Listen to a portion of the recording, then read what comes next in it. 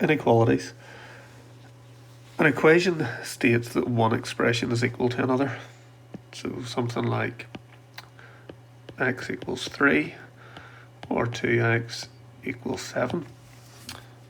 So they're stating that x is the value of 3 or 2x is equal to 7. But an inequality states that one expression may be different from another. There are 4 symbols that we use to describe inequalities. So an arrow pointing to the left means less than. So example, x is less than 4 means that x could be any value less than 4. So it could be 3.5, 0, -1. An arrow pointing to the right, or an arrowhead pointing to the right, means greater than. So if x was greater than 3, that implies that if it was just for integer values, so whole numbers. So remember, an integer is a whole number. If it was just for integer values, it could be 4, 5, or 6. But if it was anything, it could be 2 pi, root 84, and so on. An arrowhead to the point to the left and a line underneath it means less than or equal to. So x is less than or equal to 2 implies for integer values it could be 2, 1, 0, -1. So the equal to means that it can take the value of the 2. And an arrowhead to the right and a line underneath it means greater than or equal to. So x being bigger than or equal to -1 implies for integer values it could be -1, 0, 1, 2, and so on. If it didn't mention anything about integer values, then it could be -1, -0.5, and so on. We've seen double inequalities before whenever we think back to mean from a group frequency distribution.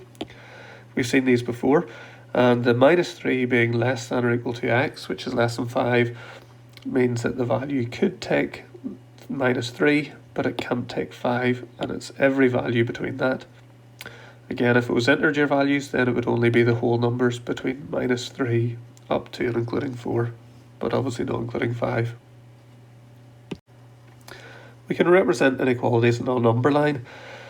And the way that we do that is, so our number line is just a horizontal line as normal, and that could go from 0 to whatever. And if we've got a greater than symbol or a less than symbol, we use an open circle, so a circle that hasn't been coloured in. And the direction of the inequality points to the direction of the number line. So when x is less than 5, the inequality is pointing to the left, as is the number line. If you've got more than or equal to or less than or equal to, then we've got a filled in circle. So we've got a circle that's been coloured in. If x was between 2 values, we use 2 circles. So if we've got between 1 is less than x is less than or equal to 6, the way that we can think about that inequality is that x is bigger than 1 and also x is less than or equal to 6. So if we were to represent those both on the number line, we would have the first one, so x is bigger than 1, would be this circle, and then would go all the values up to the right. X is less than or equal to 6, we'd colour in the 6, and we go for all the values down to the left. But because we're looking for the values that that go from 1 to 6, we're just looking at the overlap between the two, so then it's this line in green. So then if we look at these examples, and we want to illustrate these on a number line, so x is bigger than 6, so we need to draw our number line, and let's go from 3, 4, 5, 6, 7, and 8. So because it's a more than symbol, that's a circle above the 6. It's an open circle, we don't colour it in, and then we're looking for all the values that are bigger than 6, so we draw the arrow going to the left. In part 2, we've got x is less than or equal to -1, or x is bigger than 2. So let's say -4, -3, -2, -1, 5, and 6. So we've got less than or equal to. So less than or equal to is a circle that's been coloured in. And we're looking for all the values that are less than or equal to 1, or minus 1. So that's going to be all the values to the left of the circle. And for x is bigger than 2, so this is going to be an open circle, and it's not coloured in. And we go for all the values to the right. So 6 is bigger than 2, so we're selecting those. And then the last one, minus 2, is less than or equal to x, which is less than 3. Again, the way we can think about that is that x is bigger than or equal to minus 2, and x is less than 3. So if we draw our number line, we have that x is bigger than or equal to minus 2, so that's going to be a circle that's coloured in. And it's going to be all the values to the right of minus 2. And then we've got that x must be less than 3, so we've got an open circle, and we've got an arrow point all the values down to the left. But we're looking at the overlap between those, so we ignore all the bits beyond the circles, and we're left with this single line. Example B then, illustrate the following inequalities in a number line showing integer solutions only. So 1 is less than x. That means that x is bigger than 1 and x is less than 4. So if we were to put that on a number line, we can start from minus 1. We want a circle above the 1 and a line to the right. And x is less than 4, we want a circle above the 4 and a line to the left. And they'll join to form 1. So that's what the inequality would look like. But because it has asked us for integer solutions only, what we need to do is we need to mark those on to the number line. And the only numbers that satisfy that as whole numbers are 2 and 3. So we can't take the value of 1 because it's greater than 1, and it can't take the value of 4 because it's less than 4. So the only integer solutions are 2 and 3. And in part 2 then we've got minus 2 is less than or equal to x, which is less than 3. What that means is that x is bigger than or equal to minus 2, and x is less than 3. So we can express that on a number line. So x is bigger than or equal to minus 2. We've got a circle that's coloured in above the minus 2, and an arrow going to the right. X is less than 3, so an open circle above the 3 and a line going to the left. We can join those up, and that would be it. But again, because we've been asked for these integer solutions, we need to mark on the values that they can take. So x is bigger than or equal to 2, or minus 2, so it can take the value of minus 2. It can take minus 1 and 0 and 1 and 2. But because x is less than 3, we can't choose that. So the integer solutions are minus 2, minus 1, 0, 1 and 2. Part C, write down the inequality which describes the following. So here we've got all the values that are less than 2. So we've got an arrow above the 2 and it's going to the left. So 1 works, 0 is okay, minus 1, minus 2, minus 3 and so on. But it can't take the value of 2. So what we have is that x must be less than 2. The part 2 then, if we think about the right hand one first of all, so it's an open circle, so it's going to be either less than or more than. But because we've got all the values that are bigger than 3, it's going to be x is bigger than 3. And at the bottom, we've got a circle that's been coloured in, so that means it's going to be either more than or equal to or less than or equal to. But because all the values are smaller than minus 3, so minus 4, minus 5 and minus 6, that means that x must be smaller than or equal to minus 3. So the inequality would say that x is less than or equal to minus 3 and x is bigger than 3. Solving inequalities. So if we have the inequality x plus 3 is bigger than 5, there are lots of values for this that becomes true. So we could think of 12, and then you would have 12 plus 3 is bigger than 5, and that's true. And 6 plus 3 is bigger than 5, so that's 9 is bigger than 5, and that's true. And obviously 1,000 plus 3, so 1,003, and we know that that is bigger than 5 as well. So they all solve the inequality. But the actual solution to this is x is bigger than 2. So if x was equal to 2, you'd have 2 plus 3 is bigger than 5. What that means is 5 is bigger than 5, and that's obviously not true because 5 is equal to 5. But for any value that is just bigger than 2, so 2.00001, if you add that to 3, you'll get 5.00001, which is bigger than 5. So anything that is bigger than 2 will give you a solution there.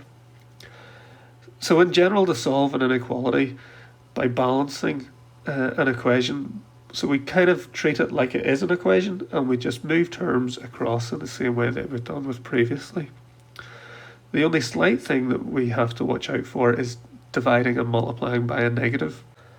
In an equation, we know that if x equals 2, we could multiply through by a minus and say that minus x equals minus 2.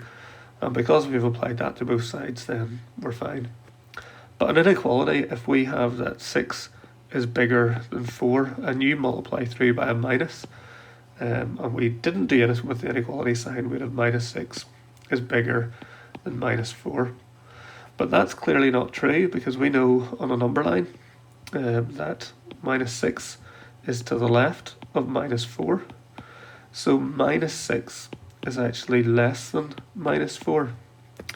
So what we have then to get from this true inequality to this true inequality, we've multiplied both sides by a minus, but we've also then changed the direction of the inequality.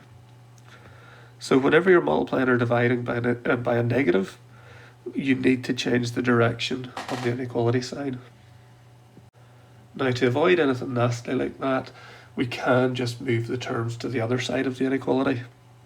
So if we had this 6 is bigger than 4, then 6 take away 4 is bigger than 0, and minus 4 is bigger than minus 6, which is the same thing as saying that minus 6 is smaller than minus 4. So by moving terms across an inequality, you can avoid that rule that dividing or multiplying by a minus changes the direction of the inequality. So in example 17, if we want to solve for x, what we need to do is we add 1 to both sides. So in the same way we do with an equation, and we get 2x is less than 8, and then dividing through by 2, we get x is less than 4. In example B, we've got 3x over 5 is bigger than or equal to 6. What we can do is we can multiply both sides by 5, so that will get rid of the denominator, and we get 3x is bigger than or equal to 30. And then dividing through by 3, we get x is bigger than or equal to 10. Example C. So what we might want to do first of all is break the brackets. So to do that, we need to make sure we multiply everything inside the bracket by the 2, so the 3x and the 2, and we get 6x plus 4 is less than 10. If we take away 4 from both sides, we get 6x is less than 6, and dividing through by 6, we get x is less than 1. I'm going to look at 2 different ways then to do part D. The first one is by making x positive and taking it to the other side, and we get 0 is bigger than minus 7 plus 2x. We can then take the minus 7 to the other side, and we get 7 is bigger than 2x. Dividing by 2, we get 3.5 is bigger than x, and if 3.5 is bigger than x, that implies that x is smaller than 3.5. I'm going to show you the different way by dividing through by a negative. So if we divide through by 2 first of all, we get that minus x is bigger than minus 3.5. Our rules for dividing or multiplying an inequality, we need to change the inequality sign. So if we divide the minus x by minus, we get x. Divide the minus 3.5, we get positive 3.5. But we need to change the direction of the inequality from a more than to a less than. So the answer there is x is less than 3.5, which is consistent with the answer that we first got. Example 18, we've got double inequalities, and the best way to solve double inequalities is to split them into two separate ones. So in part A, we know that minus 5 then is going to be less than or equal to 5x, and 5x is less than or equal to 20. So if that's true, the first one, if we can divide through by 5, we get minus 1 is less than or equal to x. And the second inequality, dividing through by 5, we get that x is less than or equal to 4. So if we know that minus 1 is less than or equal to x, and x is less than or equal to 4, we can write that as a single inequality of minus 1 is less than or equal to x, which is less than or equal to 4. Example B, again we'll split them into two separate inequalities, so we've got minus 8 is less than or equal to 4x plus 2, and also 4x plus 2 is less than or equal to 10. So in the first one, if we take away 2 from both sides, minus 8 take away 2 is minus 10 is less than or equal to 4x, and dividing through by 4 we get minus 2.5 is less than or equal to x. With the second inequality, if we take 2 from both sides, we get 4x is less than or equal to 8, and dividing through by 4 we get x is less than or equal to 2. So now we have minus 2.5 is less than or equal to x, and x is less than or equal to 2, so therefore minus 2.5 is less than or equal to x, which is less than or equal to 2. And then example C, what we've got is the 2 is less than or equal to 4x minus 6, and 4x minus 6 is less than or equal to 3x minus 2. So if we solve the first one, if we add 6 to both sides, we get 8 is less than or equal to 4x, and dividing through by 4, we get that 2 is less than or equal to x. In the second inequality, we can see there are x's on both sides, and 3x is the smallest number of x. We need to remove that, and we'll do that by taking away 3x from both sides. So if we do that, we get x, take away 6, is less than or equal to minus 2, and adding 6 to both sides, we get x is less than or equal to 4. So our inequality then is 2 is less than or equal to x, which is less than or equal to 4. And just one final thing to clear up, and that's the arranging these two separate inequalities into one. And the reason that we can do that is if 2 is less than or equal to x, that implies that x is bigger than or equal to 2. So the number line, if we've got 2, we've got a coloured in circle, and that arrow is to the right. For x is less than or equal to 4, we've got a 4, we've got a coloured in circle and an arrow going down to the left. So what we'll have is this single inequality, which then can be represented in a single form. Had we got something like x is less than or equal to minus 3, and x is bigger than or equal to 4, then in that case we have a minus 3, circle above it, an arrow going to the left, and in 4 we'd have a circle that's coloured in above it and an arrow going to the right. And because there's no overlap between these two inequalities, then we'd have to keep them as separate inequalities. We couldn't join them up into a double inequality as we have done in the previous 3 examples. And the previous 3 all could be written in this format.